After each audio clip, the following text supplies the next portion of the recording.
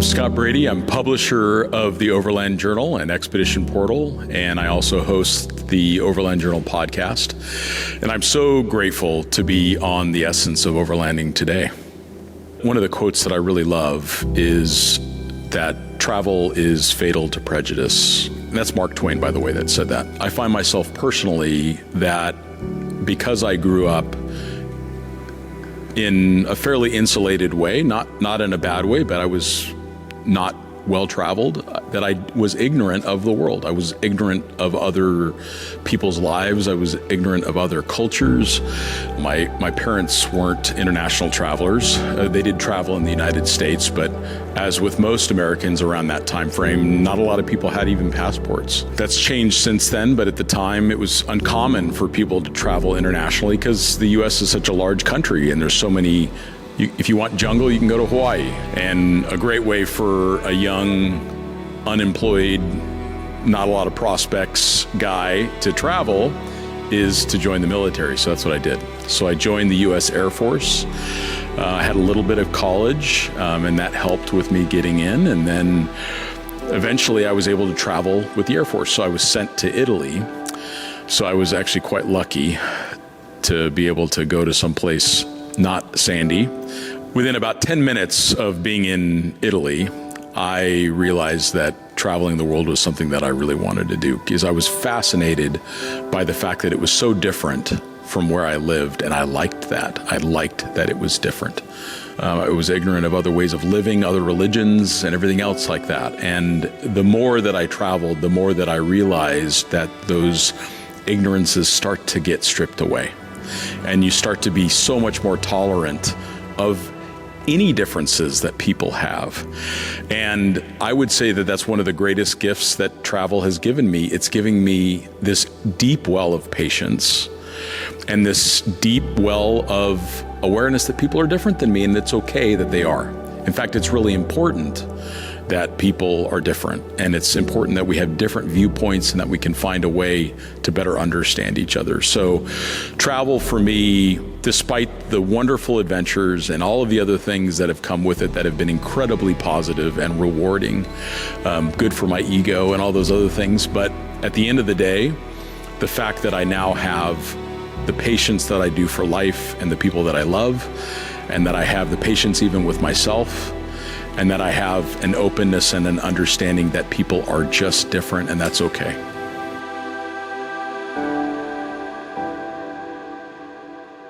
It's always difficult to give advice to a new traveler because I'm looking at it through the lens of someone who has overcome all of those challenges to get to this point. So I have this survivorship bias because I have made it through those points of uncertainty, fear, lack of understanding, profound ignorance, all of these things that it's not that I'm less ignorant today. I'm slightly less ignorant today than I was. But I think that the advice that I like to give people is to start in a way that feels safe and healthy, but to start. I think that it's a mistake to say, just go. Like if someone says, hey, I want to drive around the world. And the advice would be, well, just go. What's stopping you from just going? Well, there's a lot because we're not ready for it yet. We need to gain some, and it doesn't mean that people haven't done that because they have, but it's very rare for people just to go. What is more achievable is to start with an adventure for the weekend. And then think really hard about who you want to do that trip with. And the trip may be that you want to do it yourself and that you want to learn and grow and find a way to understand more about yourself and to become a better traveler, and that you're comfortable traveling alone and you would like to travel alone, and that's fine too. But if you want to travel with anyone else, it's a really good idea to start them at ground zero with that whole idea. And it starts by asking questions, understanding the why. Why do I want to travel? And if you do like to travel, what would you like travel to look like? Where would you like to go? What are the things that you love about travel? Maybe for you, it's that you enjoy the logistics and the challenge and the border crossings and the difficulties, whereas your partner may say, I really enjoy hiking and mountaineering and other types of physical challenges. And then there's a way to integrate that into the relationship so that both people are able to have an outcome that's similar to what their dreams are, what their goals are. Things do enable either a greater degree of comfort or they enable a greater degree of performance. But the majority of the things that we buy for our vehicles is a form of signaling, and that's okay.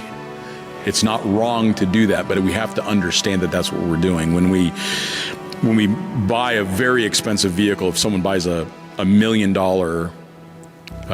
expedition vehicle, it's like wearing a very expensive Rolex watch. It's a way of signaling that I have a lot of money, or I want to live very comfortably, or whatever that is. But you don't need that in order to see the world. You don't need an expensive vehicle. Suzuki makes this fantastic new vehicle called the Jimny, and you cannot buy it in the United States, but you can buy it in other places in the world, and you can register it in those countries, and you can drive around the world. And in some places, they cost just over $20,000 US brand new. And you can take a bunch of stuff that you buy at the local outdoor store and you throw it in a backpack and maybe a fuel can and a couple tools, and you're on your way. Or you can.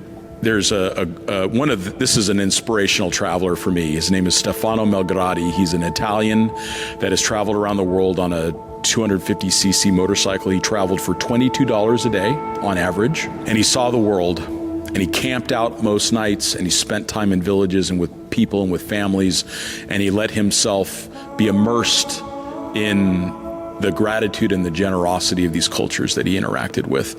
And so it is possible to travel on $22 a day. So that's less than $10,000 a year. You can travel around the world on a motorcycle. So it's very feasible. So I would say that a concern that I have is that I don't want people to feel like they have to have all of the things. There's nothing wrong with the things, but you don't have to have the things in order to see the world.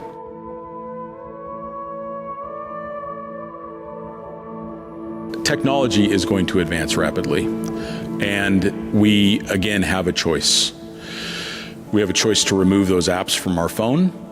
We have a choice to, if that's difficult for us, we have a choice to get help, professional help, in provide, just like any other form of addiction, in creating reasonable boundaries with technology in our life, so that way we can engage with it's hot out, or it's cold out, or it's difficult, or I'm sweating because I'm climbing a mountain. It's really important for us to have those connections to the things that make us human. And not only does that physical movement and that being in the physical space is that very important, it's really important for us to remove ourselves from those glowing screens for big chunks of the day. But it's also really important for us to allow for the opportunity for learning and growth. When we're scrolling on social media, we're seeing an unrealistic presentation of life. It's not what life is. It's a manicured version of life. I mean, there are days like this morning, I did not want to get out of bed. It was cold in that room, and I didn't want to face the day. I wanted to stay under the covers, and I don't put that onto Instagram. I mean, on Instagram, they see the grenadier coming down a rock face in this beautiful place in this perfectly created photograph, but there are also times that I have a hard time getting out of bed because it's cold out and I don't feel like it. So it's really important to remember that life is a full spectrum, which includes hardship, includes mornings that you want to sleep in, it includes difficulties with your partner, it includes compromising with the people that you're traveling with. So it's really important for us to always be mindful of the fact that we need to grow, the people that are with us need to grow, and we need to be open to that. What has been a learning process for me is I very much focused on my business. I'm an entrepreneur by spirit, by vocation. So it was always about growing my business and growing the industry and accomplishing these things. And eventually, many of us get to a point in our life that we we realize that that's not where most of the joy comes from. The joy comes from the actual experience, and the people that we do it with. So what's next for me is focusing more on the experience and less on accomplishing the goal. I may accomplish the goal, I may not, but for me now, the journey is more of a focus than reaching the destination. It's always been about what's the next destination. So but that's hard to learn. It's still something that I work on, is being careful to be in the moment, because at the end of the day, really all we have is just this moment right here. Yesterday is gone and tomorrow is just a fantasy. So all we have is right now to be focused on what we're doing. One of the most difficult things for us to answer in our life is, what is enough? What is enough money? What is enough accomplishment? What's enough in a relationship? What do we expect from our partner? And backing way the hell off that. So that way we're not always striving, changing, so that we know what enough is. And it's a pretty good feeling when you know that. You're like, okay, that's enough. Yeah, if you think about it, Bill Gates has the same number of hours in the day that we do. And people will spend their entire life, they'll spend all of their life energy to get to 60, 65 years old. They have amassed a significant amount of riches, which is very different than wealth. Wealth is having enough to do what you want to do when you want to do it. And that number changes significantly, but riches is seen as millions or whatever.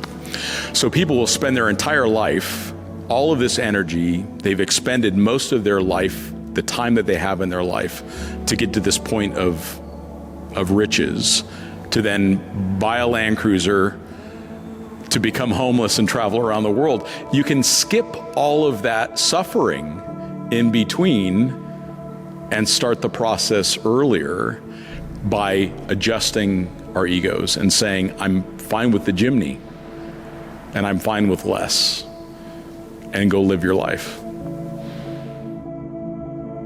Thank you so much for joining us on our journey, sharing our films, and following us. And if you would like to see more, please click on the link below, and we'd love you to contribute through Patreon.